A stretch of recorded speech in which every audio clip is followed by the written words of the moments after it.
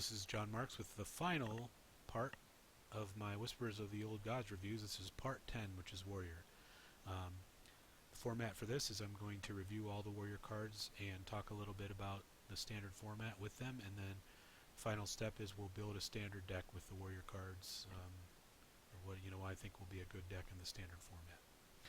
So let's jump right into it. So the first card is Melorak, the legendary. 7 mana, 6/5, equip a weapon. This card has a decent amount of value. I think I saw the average weapon something like a 3/2 or something like that. So you can look at this as being sort of like a 5 mana, 6/5, which is okay. The problem with this card is it's just too slow and it's too random. And so the only way this card can really be good is if you're in some really grindy game, right? If you're in a really grindy game, this card's pretty good, I think. Like if you're playing like Control Warrior Mirror and you're both just armoring up and you're going to late game and you're just playing threats, this card's pretty good. You play this card, you get a weapon as well. They have to deal with this card. They have to use like a shield slammer. They have to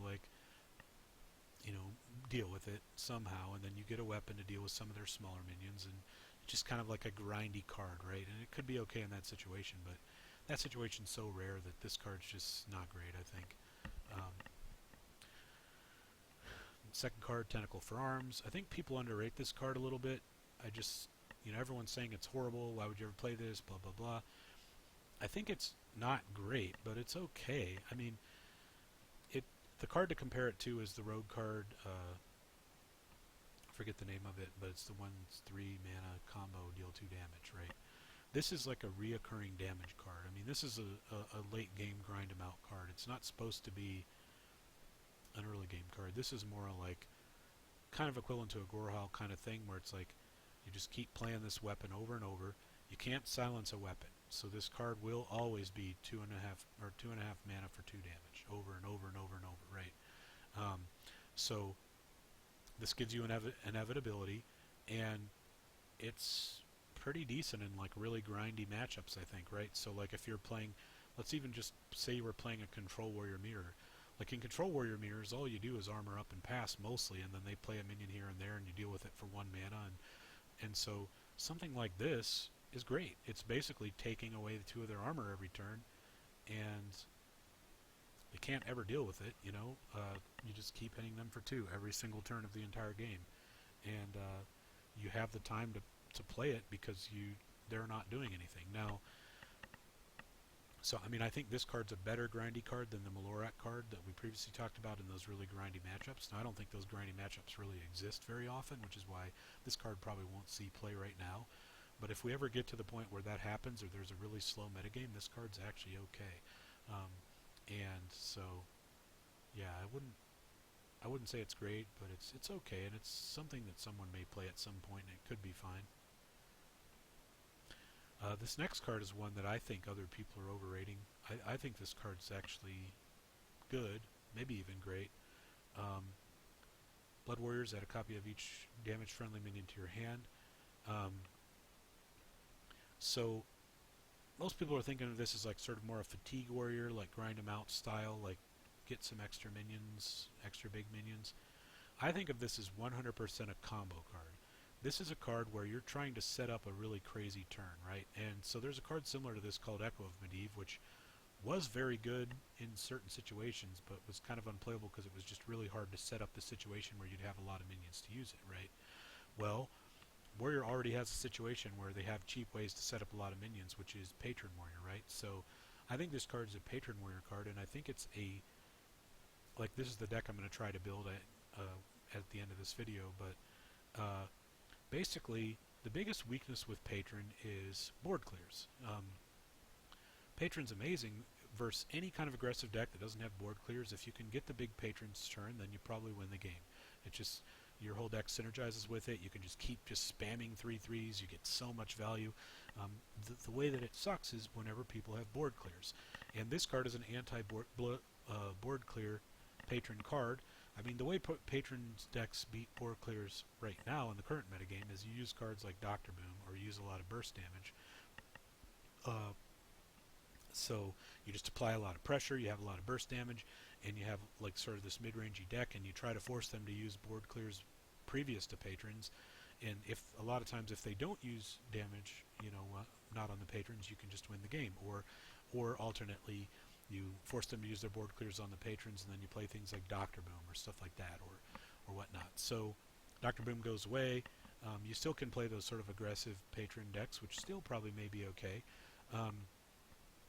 But I think this card really allows you to play like a super combo-oriented patron. Like previously, the patron deck used to be really combo-oriented, and it had no bad matchups, basically. And I think this may take patron to that level potentially again, where you can set up some really crazy situations with Emperor Thorst and this card and patron, where you can basically build a big board of patrons and maybe even play something like an Armor Smith and whatever, and then just get a bunch of copies of all those cards. And so the counter argument to this I've heard is, well, once you play your patrons, you already used all your enablers, and therefore you can't Blood Warriors enablers, right? And the card that I would like to counter that argument with is Wild Pyromancer. So you can play a Wild Pyromancer. This is without Emperor. This is just a simple combo without Emperor. On a later game combo in turn 10, you can play Patron, Wild Pyromancer, Inner Rage, Blood Warriors. And now you have a whole board of patrons, and you draw another Pyromancer and another Patron. Now, obviously, the Inner Rage was key to the first wave of patrons, right? However, the second wave of patrons can be a Pyromancer, a Patron, and a Whirlwind, or a Pyromancer, a Patron, and a Blood to Ichor, right? So the Pyromancer can be cloned by the warrior. The Patron can be cloned by the warrior. This basically just means you can have infinite waves of patrons, right? So this turns Patron from a sort of more mid-rangey aggro deck, which is kind of what it is now, to an actual combo deck, which is way more fun in my mind, and it also has way more potential for in-control matchups. So what this means is, like, the Patron deck becomes better against control matchups by a lot. It's probably going to be really good in control matchups. The question mark for me about Patron Warrior is, will Patron Warrior be able to handle the aggro decks? Will we be able to beat a Face Shaman when we're playing Patron Warrior? So that's the hard matchups now. And that's really interesting, because that's the opposite of what it used to be, right? It used to be Patron was this really good aggro counter, and it just kind of wasn't very good in control matchups. But with this Blood Warriors card, we can build it the opposite way. We can make it so it's almost impossible to lose control matchups, but it's questionable whether we can hang with the aggro matchups. The thing is, keep in mind, in aggro matchups, you don't need the Blood Warriors combo stuff, and you can also combo other stuff with Blood Warriors in the aggro matchups. For example, you can do things like just play Armor Smiths and Acolytes of Pain and clone those, right? And getting a bunch of Armor Smiths and Acolytes of Pains in aggro matchups is pretty great.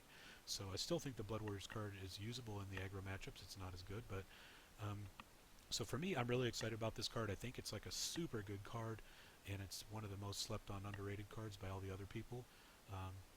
But I'm really excited to play this, and I'm gonna try it, and I'm gonna be trying to make some kind of Patron Blood Warriors deck work. And so yeah, this card looks amazing to me. I can't wait to play it. Worst case, it's super fun. So that's the downside is it's kind of mediocre, but it's still going to be super fun. So that's always nice.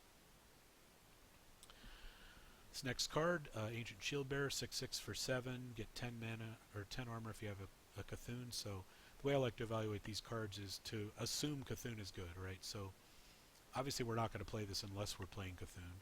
So the question is, if Cthulhu's guaranteed to be good, how good is this? And the answer is at least decent. 10 armor is a lot. Yeah, I think this card, if Cthulhu is good, I think this card is good. The one sort of issue I have with it is 7 mana sucks a bit. When you do 7 mana, it's very hard now because, for example, we know we want to, if we're going to play a Cthulhu deck, we're going to play the Twin Emperors card. And I'm assuming we want to play 2 of these. So now it means we have 3 7 mana cards and a Cthulhu in our deck, which is just already making our deck super slow. Another card to compare this to is Shield Maiden. So this is only 1 more mana than a Shield Maiden, and it gets +1/+1 and +5 armor. So wait, that's way better, right? Well, not really. And the reason why is because it's way less likely to be able to play this with a Shield Slam, for example. It needs to be turn 8 to play this with a Shield Slam, right? it's way less likely to be able to do this and armor up. So like a lot of times Shield Maiden, you play a Shield Maiden armor up at 7 armor, this is 10 instead, all of a sudden it's not looking that much better, right? It's also still situational. You have to play all these other Cthulhu cards to make it work. So I think the card is good. I think it's hard to use because it's 7 mana, and I think if Cthulhu Warrior is a thing, this will be played, and it is a very nice sort of counter, so to speak, to something like Freeze Mage, which I'm once again not sure about. I think Freeze Mage is in pretty well positioned. I think the reason Blizzard didn't nerf it is because there's so many just strong counters to it with like all these big healing cards and big healing cards in Druid, and then there's Aggro Shaman, which should run over Freeze Mage, and even like this Patron Warrior deck that I'm talking about, you basically, if you're playing versus Freeze Mage, you just wait to Blood Warriors the Armor Smith, right? So instead of worrying about getting infinite Patrons versus Freeze Mage, you just worry about getting infinite Armor Smiths against Patron, or against them, and it's super easy, right? Like Armor Smith's only 2 mana, so you basically just wait to some turn where you can play like, you know, a few minions, or maybe you stick 1 or 2 minions, and then you play a Wild Pyromancer and a Armor Smith, and then you Blood Warriors, and then you play another Armor Smith, and then you play another spell, and then it turns into just so much armor, you know. So anyways, I'm getting off track. I'm obviously super excited about the Blood Warriors card, but yeah, this card I would say is good, but it's not like really great or anything. Bloodsail Cultist, this is a very strong card. 3 mana 3/4 is obviously 3 mana 3/4 is not like the best thing in the world, but generally a 3 mana 3/4 with upside is pretty good. Fierce Monkey's pretty decent. Things like, you know, Spider Tank, because it's a mech, was played. The Dark Cultist and Priest, so 3 mana 3/4 with some upsides, pretty good. And this curves out perfectly with War Axe. So, you know, worst case, you play your War Axe on 2, you play this on 3. Oh, I guess you need a pirate though, so it's not quite that good. Well, okay, so it's not as good, but it's still good. I mean, like, it's all obviously only going to be good in the pirate decks, but it's very good.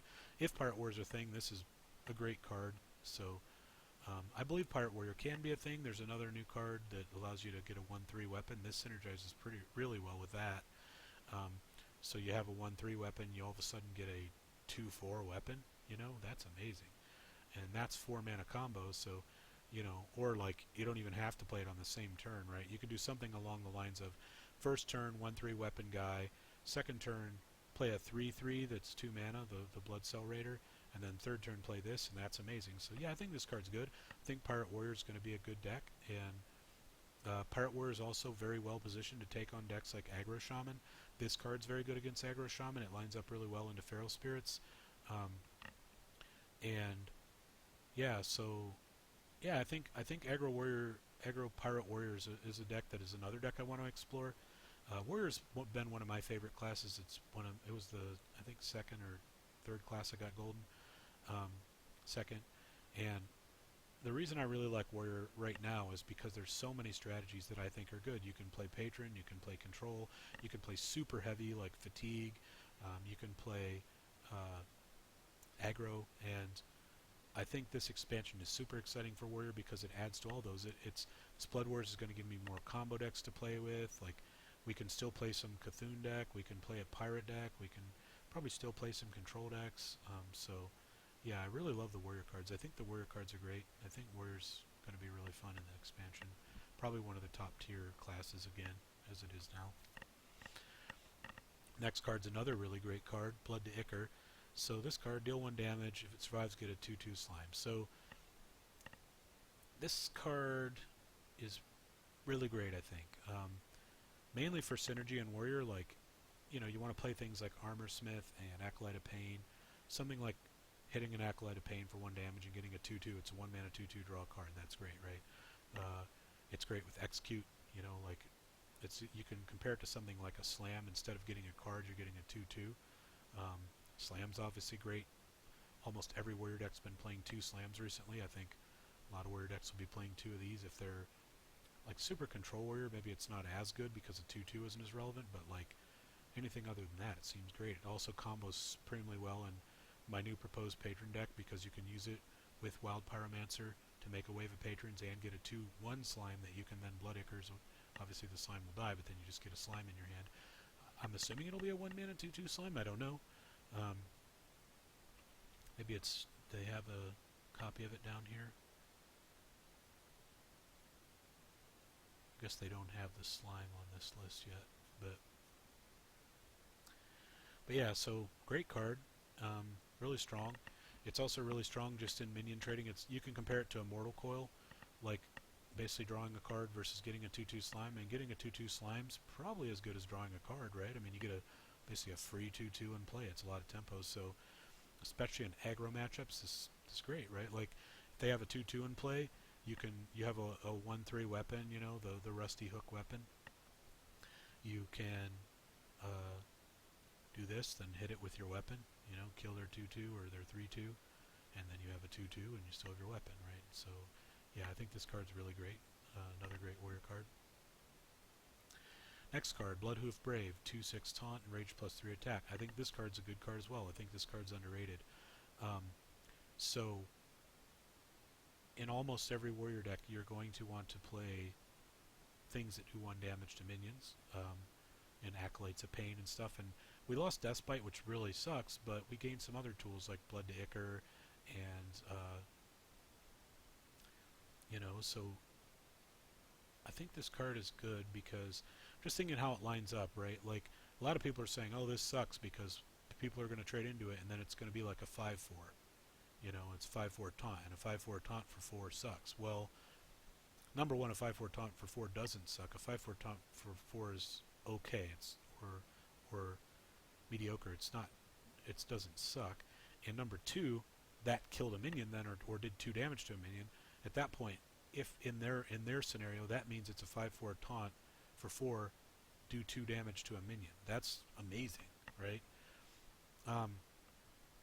And so, I mean, that's how I see that. Also, I mean, if you think about how this lines up against like more aggro decks, like if you have a big health taunt without the enrage, let's say you have a Deathlord and people want to attack a Deathlord, oftentimes you'll see something like 2/3s or like 4/3s or stuff like that hitting into Deathlords. A few of them hit them, and then maybe they'll do some damage or whatever, right? That's how they kill it. Well, in this case, only the first minion gets to take 2. The next minion has to take 5. So it's a little better, like let's say a 4/3 and a 2/3 are going to trade into this. Well, obviously they'll trade the 4/3 first, so it will live, and then the 2/3 will die. So it's just a little better, but it's it's nice. It's a little better, and so yeah, I think this card's good. And if the card sticks around, it's super likely you can activate it. So then it's basically a 5/5 for 4 mana, which is obviously really good. Also, you don't have to play this on turn 4. You can play this on turn 5 and Blood to Ichor it and have a 5/5 taunt and a 2/2 for 5 mana. That's insane. So yeah, I think this card's really good actually, and I think it's slept on, and it's another card that may be kind of good in the Blood Warriors deck I was talking about. We lost Shredder, which a lot of people used to play in Patron, and we lost Deathbite, so it's nice to have another turn 4 play. And this is a turn 4 sort of defensive play that also works very well with Blood Warriors because it's less likely they can kill a 2/6 on turn 4. So like when we're playing in those aggro matchups, obviously we're going to be playing War Axe and other defensive tools in the earlier turns, so hopefully they're not going to have a whole lot of minions on play to deal with this. And then like if they can't kill it, that means on turn 5 you have some Blood Warrior potential to get another one, or maybe you don't want to do it that early, but the point is it's a minion that can stick around, and if it sticks around, it's going to be a 5 damage minion, so I think it's good. Ravaging Ghoul, basically 3/3 with a Whirlwind attached to it that doesn't hit itself. I think this is a good card as well. Little bit of a Deathbite replacement. You want to have another Execute activator that also does something else. In more sort of control warrior decks, I think this will replace like Revenge or something like that, because it's another sort of whirlwind effect that is attached to something else that's somewhat valuable. I think it's a good card. I think if you compare this to the Mage one, this one's just way better. The Mage one is a 3 mana 2/2 that does 1 damage to enemy minions. This is a 3 mana 3/3 that deals 1 damage to all other minions. generally when you build a warrior deck, you either build a warrior deck that wants to deal damage to your own minions, and that in that case this is great. Give an example of the Bloodhoof Brave. Let's say, for example, you play Bloodhoof Brave on 4 and they don't have a good way to deal with it. Well, on turn 5 you can play this, and then your Bloodhoof Brave's a 5/5, and all their minions took 1 damage, and then you can still do something else, like execute or Blood to Ichor or do whatever else, you know, to get an even better situation, and now all of a sudden you have this huge board of these things. So yeah, good card. N'Zoth's First Mate. This is also, I think, a very good card. 1 mana pirate, equip a 1/3 weapon. So we already know from Muster for Battle that getting a 1/3 weapon for free is probably pretty good for early game board control, right? And obviously you want something else. Now, the question is a 1/1 good enough? Well, I think so. I think the reason is because it's a pirate as well. I think a 1 mana pirate's nice because it allows you to use some of these combo pirate cards. It allows you to use them the same turn you play this. Another thing I like to say is that pirate decks in general are about weapons, and for example, Captain Greenskin's a card that I really like, and buffs weapons. Captain Greenskin with this is great. Just upgrade, I guess. I mean, probably won't play upgrade because it's just by itself, but we have the upgrade in the cultist, so I'm thinking something along the lines of you have these, you have 2 cultists, you have Captain Greenskin. It's so likely you're going to make a 2/4 weapon out of this, and like 2/4 weapon in Warrior's great. I mean, like, so yeah, I like this card too.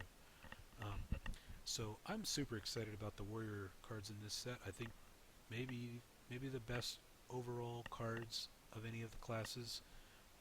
I don't think Warrior will be the best class just because of previous cards and losing Deathspite, but as far as just in a vacuum of looking at the new cards for each set, I think Warrior's like the best one.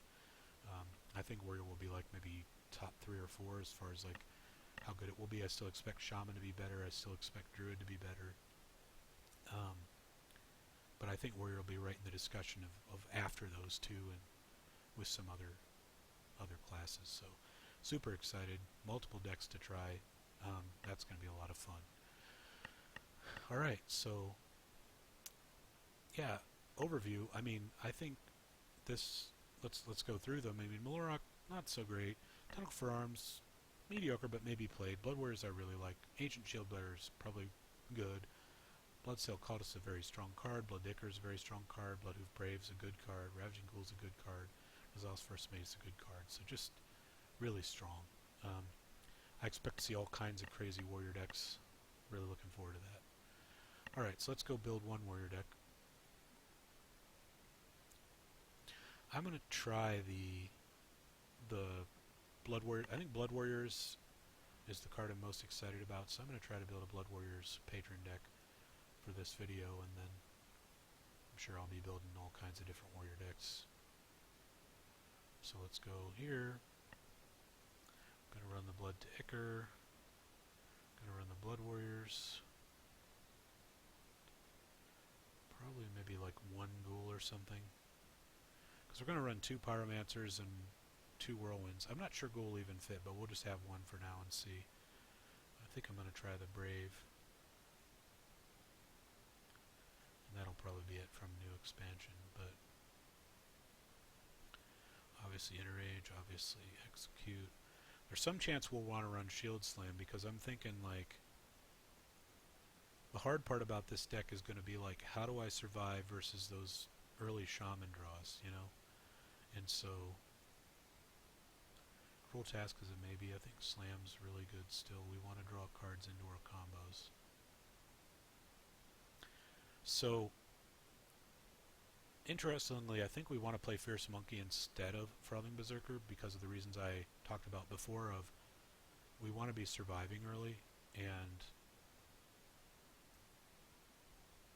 we may want to play King's Defender actually. We may want to play 1 King's Defender because I'm going to play a decent amount of taunts in this deck. Fierce Monkey and Bloodhoof Brave. And we know early weapons matter a lot in Warriors. Let's put 1 for now and we're just deck building right now. We don't know how it's going to go yet. Arathi Weaponsmith is also a card that we should at least talk about when we're talking about new warrior metagame is this is a card that could come back. We don't have a 4-mana warrior weapon anymore, and a 3/3 with a 2/2 weapon's not bad. This card is pretty good and could show up if there are a lot of kind of small like 3/2s and 2/2s and stuff, 1/1s. So I'm leaning towards not including Grom because I feel like Grom is really amazing, but it's probably too good not to play. Let's put it in for now, and then we'll see. I think we can cut it though because we're building a much more value game, so having a big burst win condition may not be as necessary. We may be playing like a much more sort of value grinder. Sir Finley's just amazing in this deck, I think. Okay, so Armorsmith, Battle Rage, Fireworks, Slam, Blood Warriors, Fierce Monkey, King Defender, Ravaging Ghoul. What are we missing? Well, we need Acolyte and Patron.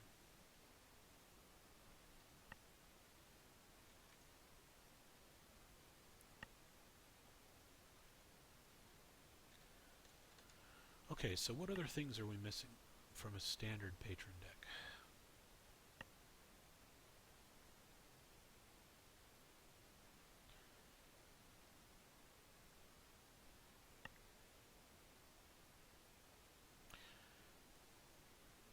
And the Blood Warriors and the Patron and the Wild Pyro, right? And ideally that means you're going to get 2 copies of Patron in your hand and a copy of Wild Pyro in your hand from the combo, right? And those that Wild Pyro activates the next 1 Patron, but then you have this other Patron that doesn't have any activators, right? But once you have ping, like every Patron's just activated by the activator. And once patrons ever stick, you can just, like, if you ever get patrons to stick for more than 1 turn, then you just auto-win, because then you can Blood Warriors, like, 4 patrons or something, and then each of those are activated by the ping. So Sir Finley's just amazing in this deck, I think. Okay, so Armorsmith, Battle Rage, Fireworks, Slam, Blood Warriors, Fierce Monkey, King Defender, Ravaging Ghoul. What are we missing? Well, we need Acolyte and Patron.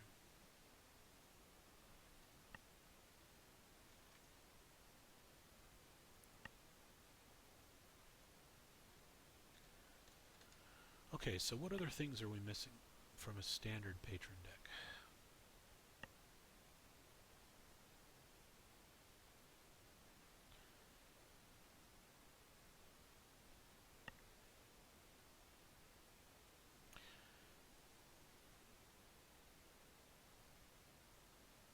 I think maybe I can cut Ravaging Ghoul.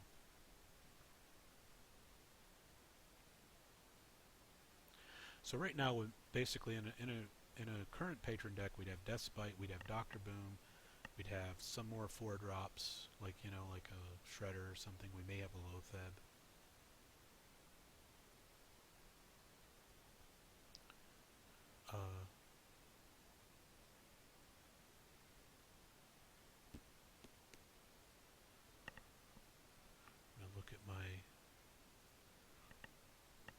Look at some of my deck lists here real quick and just look at some Patron lists and see if there's some obvious thing I forgot. Okay, Interrage, Execute, Whirlwind, Sir Finley, Fiery War X, Battle Rage, Slam, Armorsmith, Unstable Ghoul. So we're replacing Unstable Ghoul. We're replacing Frothing Berserker with a Dread Corsair, actually. Dread Corsair is probably not going to be played because we don't have enough weapons. Although, maybe we play 2 King Defenders and then we play Dread Corsairs. Dread Corsair is actually really good with more combo-oriented because you can get free Dread Corsairs with the blood thing. So actually, that's a card that we forgot about that it could be really good. But so I think we're going to cut the... Oh, and I forgot Wild Pyro too. So this deck's going to be really hard to build because we want Wild Pyro, Dread Corsair. Probably we're just going to have to run 1 Dread Corsair. I think we're going to have to cut the Ravaging Ghoul, and we still have to cut 2 cards from this list even. The Red Corsair is really good with weapons, which means we need to keep the King's Defender. King's Defender also activates the Dread Corsair. I mean, ideally we actually want 2 King's Defenders, which sounds somewhat crazy, but I think we may want 2 King's Defenders.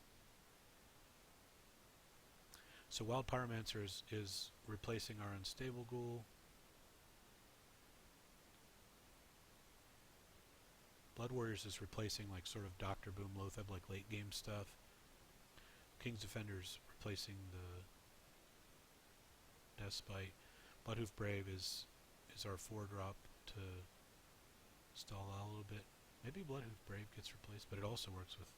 Maybe the Grom has to go, actually. Just because of room. I do think Grom's super good, and we have 2 Whirlwinds, 2 Enrages, 2 Blooddickers. I mean, there's just so many activators for it, I think we should keep it. Maybe 1 King Defender, 1 Dread Corsair is fine.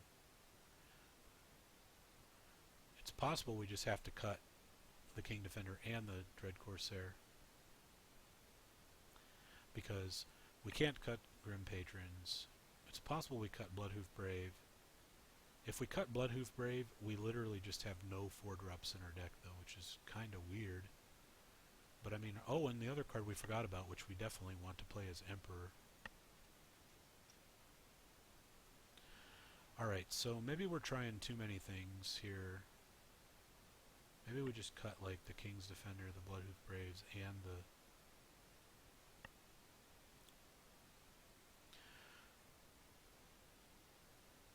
But, I mean, once again, our biggest worry is not being out... Like, we don't need value. So I think we're going to cut that. We can't cut any of those.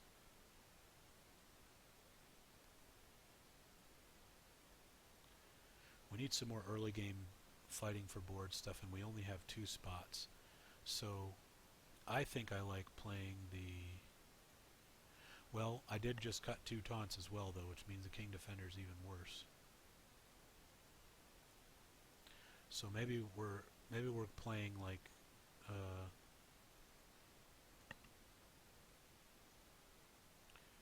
mean, are we playing King Defender just as another Fiery War X?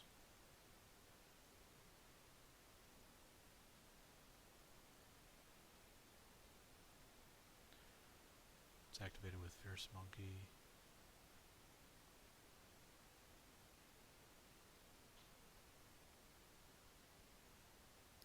We could just play Bash. Bash is another sort of early game tool that's defensive. It's also a spell for Wild Pyro. Wild Pyro Bash is the equivalent of like Swipe and gain 3 armor.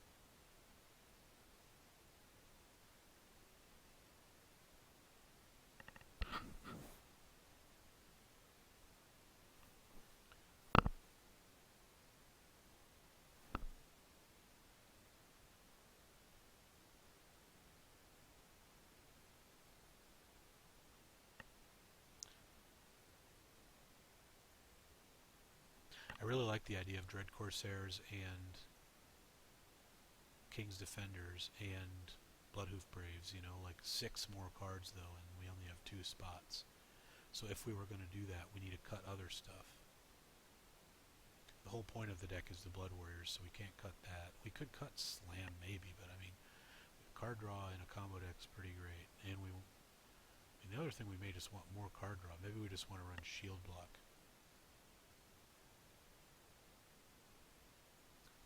Because our whole point is setting up some combos. Maybe that's the way to go. Maybe we run Shield Block, and maybe we want to somehow get Shield Slam in here if we can. Like 1 Shield Slam.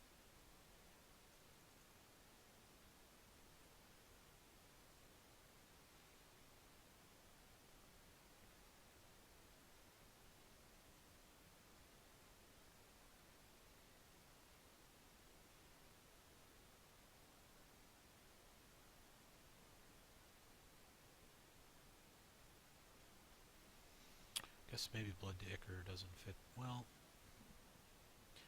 the thing is, Blood to Ichor is really good as an execute. I have like millions of execute activators. Maybe I just play 1 Blood to Ichor. Maybe I play 0 Blood to Ichor. Play 2 Shield Slams.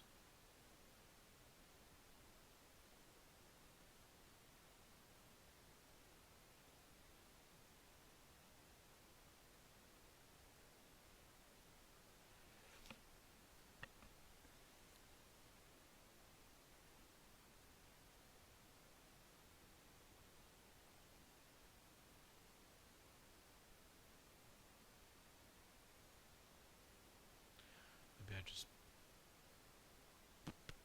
play a brawl or something.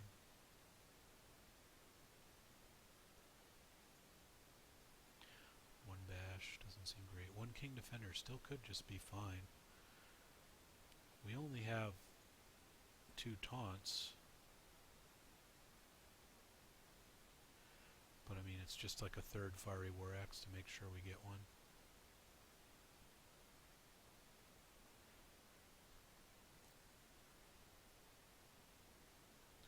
Are there any other taunts that could possibly fit in this deck?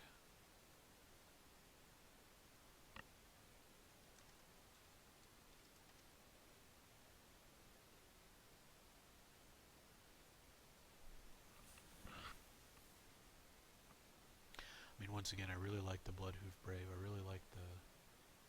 You know what? Let's just try this. Let's try... Instead of Shield Block, Shield Slam, we run Bloodhoof Braves and King's Defender and Dread's Corsair. Yeah, something like that. That looks like it could work really well. We have 5 taunts for our 2 King's Defenders. We have 4 weapons for our Dread Corsair.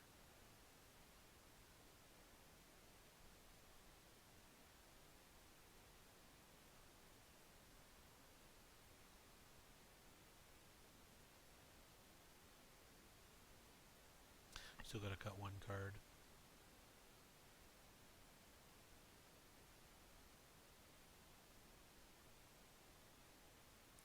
Just run one of those.